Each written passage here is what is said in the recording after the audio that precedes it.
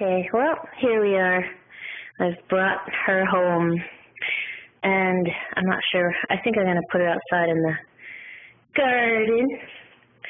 But, yeah, here you can see there's the foot I broke. I'm just going to glue it. And then I think I can fill in the cracks with epoxy. The anatomy is a little off. The shoulders and the neck are kind of weird.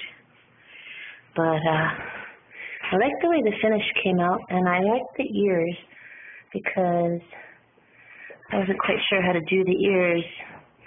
You know, it would be tough to have them sort of hanging away from the head, so I attached them to the head, and that seems to have worked pretty well. And there you go. There's the real doggy over here. Cully! There's the real doggy. There's the fake doggy. There's the real doggy. There's the fake doggy. Yeah, we could do this all day. Cully!